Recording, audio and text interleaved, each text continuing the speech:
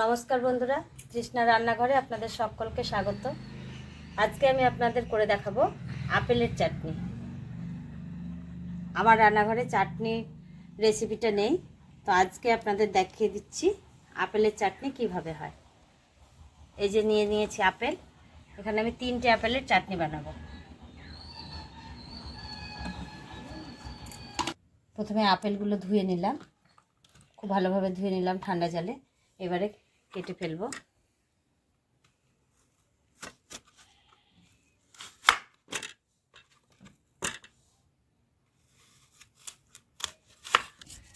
দেখুন বন্ধুরা, এগুলো আমি আপেলগুলো সব কেটে নিয়েছি টুকরো টুকরো করে। এবারে গ্রেটার মেশিন দিয়ে ঘষে নেব। এভাবে সবগুলো আমি ঘষে নেব। খোসাটাও বাদ চলে যাচ্ছে।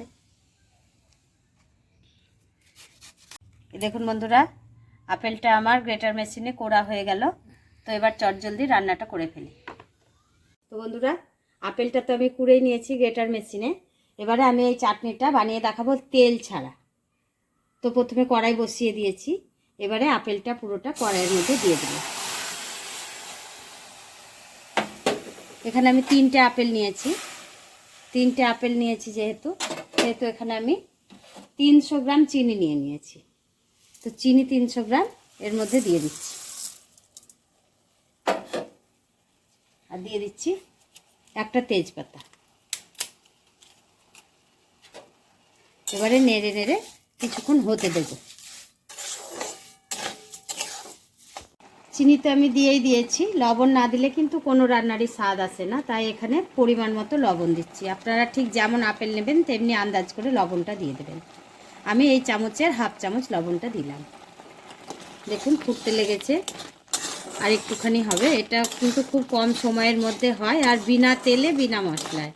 এতে কোনো মশলাও লাগে না। তবে একটু মেথি গুঁড়ো দিলে দিতেই পারেন, অসুবিধা নেই, আমিও দেব। তবে ভিডিওটি স্কিপ না করে প্রথম থেকে শেষ পর্যন্ত দেখুন। আশা করছি আপনাদের সকলের ভালোই লাগবে।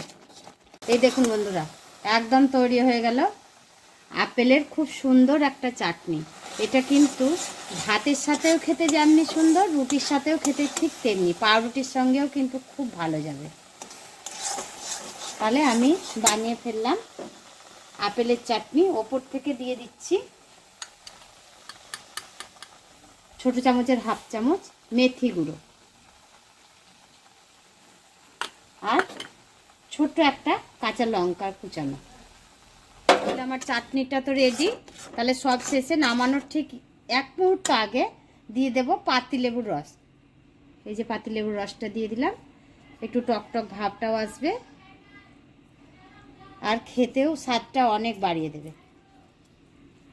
এই দেখুন বন্ধুরা, তেল ছাড়াই কত কম উপকরণের মধ্যে কত সুন্দরভাবে আপেলের চাটনিটা আমি বানিয়ে ফেললাম।